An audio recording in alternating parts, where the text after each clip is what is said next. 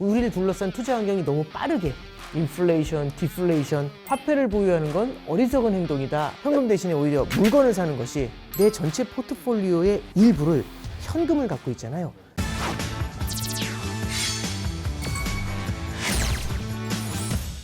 안녕하십니까. 쩐에 관한 모든 썰, 쩐썰의 오건영의 오건영입니다. 반갑습니다. 한아래입니다. 안녕하세요. 이한길입니다. 오늘은 무엇에 대해 얘기를 나눠볼까요? 지금 부부장님 인플레이션 상황에서 네. 현금을 보유하는 것은 어리석은 행동이다라는 얘기가 있어요. 이런 얘기가 왜 나오는 건가요? 저도 들었습니다. 이게 실제로 이제 말씀 듣다 보면은 지금 현금 갖고 있으면 안 된다면서요. 이제 이런 얘기 하시거든요. 그 직관적으로 맞는 얘기예요. 일단은 맞는 얘기인데 왜 그런지 이유부터 간단히 설명해 드릴게요.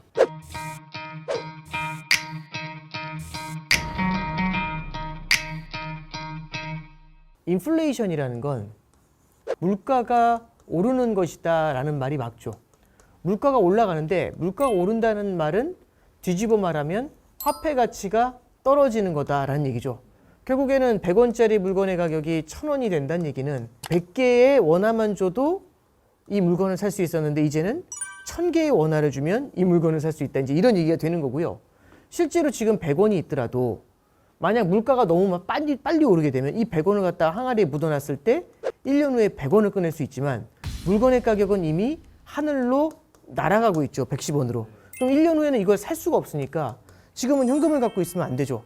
현금 대신에 오히려 물건을 사는 것이 더 맞는 거 아니냐. 그래서 이제 그냥 직관적으로 얘기해도 인플레이션 시대에는 화폐의 가치가 떨어지기 때문에 화폐를 보유하는 건 어리석은 행동이다라는 얘기가 이제 이런 데서 나오는 거 아닌가 싶습니다. 네. 이제 말씀하시는 내용 들어보니까 인플레이션에 대해서 조금 이해가 되는데요. 네네. 사실 약간 요즘처럼 좀 불안한 자산 시장 상황에서 네네. 현금을 줄여서 그럼 저희는 어떤 것들을 하면 좋을까요? 네. 이제 이게 사실은 이분들이 뭐 물건을 사자, 뭐 이런 뭐 어디 가지고 마트에 가서 뭘 사재기를 하자 이제 이런 컨셉에서 물어보신 게 아니고 어떤 자산에 대한 질문을 좀 많이 하신 건데 이렇게 한번 잠깐 볼게요.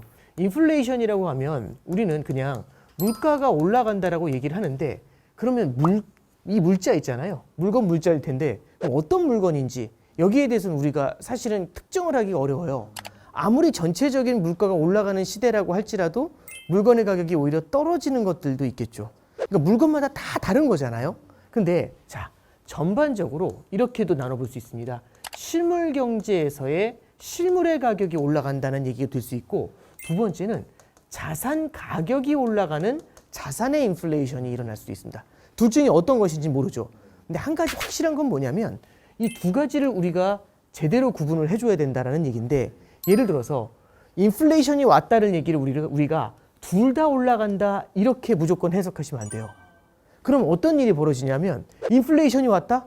그럼 우리가 화폐의 가치가 떨어질 거니까 무언가를 사야 된다. 그럼 실물을 사든 자산을 사든 근데 우리가 마트에 가가지고 사재기를 할 수는 없잖아요. 그러다 보면 금융자산 쪽으로 흘러가는 경우들이 되게 많아요.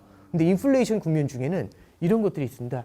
실물 경제에서의 물가는 상승을 하는데 금융 경제에서 자산 가격은 떨어지는 경우가 있죠.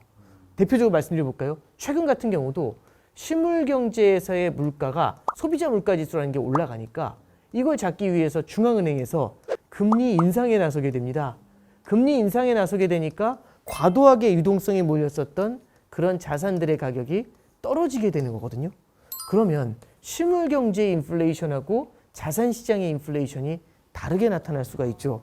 그럼 실물 경제의 인플레이션이 나타나는 걸 보면서 현금의 가치가 떨어지니까 자산 시장의 인플레이션이라고 착각을 하면서 여기에 투자를 해야 된다. 그래서 무조건 어떤 자산이든 마구 사야 돼.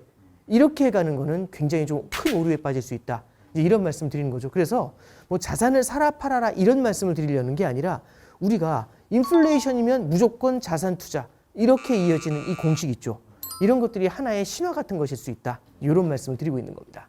일단은 말씀하시는 내용 들어봤는데 네. 조금 이제 아직도 약간 헷갈리는 부분들이 있거든요. 그래서 이런 좀 실물자산 인플레이션에서의 현금 보유를 저희가 어떻게 하면 될지 조금 한 번만 더 정리 부탁드리겠습니다. 자, 한번 잠깐 보시죠. 금융시장에서 지금 현재 나타나는 현상은 뭐냐면 인플레이션 때문에 금리를 인상하니까 자산의 가격이 흔들리는 모습이 나타납니다. 자산의 가격이 흔들릴 뿐만 아니라 금리를 너무 세게 인상을 하니까 인플레이션은 잡을 수도 있지만 전반에 성장이 둔화가 되면서 이게 되려 디플레이션 리스크를, 경기 침체 리스크를 낳을 수 있다. 이제 이런 얘기도 나오고 있어요. 그래서 사실 앞으로의 미래를 예단한다는 게 굉장히 어렵습니다. 우리를 둘러싼 투자 환경이 너무 빠르게 인플레이션, 디플레이션 뭐 이런 식으로 계속 빠르게 바뀌어 나갈 수 있거든요. 그럼 우리가 어렸을 때 고기 잡을 때 물고기 쫓아다니면 한 마리도 못 잡잖아요. 그러니까 우리가 무언가를 어딘가 길목으로 잡고 기다려줘야 되거든요. 그럼 인플레이션이 올 수 있는 길목이나 디플레이션이 올 수 있는 길목이나 이런 걸 잡고 기다려야 되죠. 그럼 여러 가지 기다리는 방법이 있을 겁니다. 근데 그 기다리는 방법 중에 뭐가 있냐면 내 전체 포트폴리오의 일부를 현금을 갖고 있잖아요. 현금은 어떤 게 가능하냐면 무언가 뚜렷한 변화가 일어날 때 가장 빠르게 그 변화에 대응해서 거기에 유리한 자산을 사들일 수가 있겠죠. 예를 들어 인플레이션 자산만 잔뜩 갖고 있는데 디플레이션이 와요. 그럼 인플레이션 자산을 팔고서 디플레이션 자산을 사야 되잖아요. 현금화를 거쳐서. 근데 디플레이션 상황에서 인플레이션 자산이 팔리지가 않을 수 있죠. 그래서 현금이라는 걸 보유하는 가장 큰 이유는 제가 무언가 투자의 기회를 갖다가 쌓아놨을 때 그런 변화에 대비하는 그런 굉장히 좀 유용한 자산이다라고 볼 수가 있어요. 그래서 우리가 포트폴리오 투자를 할 때 보면은 주식 얼마 넣고 채권 얼마 넣고 원자재 얼마 넣고 이렇게 쭉 깔면서 맨 뒤에 뭐가 들어있냐면 약간의 비중으로 현금이 들어갑니다. 근데 지금 이제 그런 거잖아요. 인플레이션이 오니까 이건 안 돼. 이렇게 생각하실 필요는 없다. 예, 이런 관점에서 그래서 우리가 분산 투자의 일부로서 현금을 가져가는 건 꼭 필요하다. 이런 말씀을 드려봅니다. 네, 오늘 강의는 여기서 마치겠습니다. 감사합니다.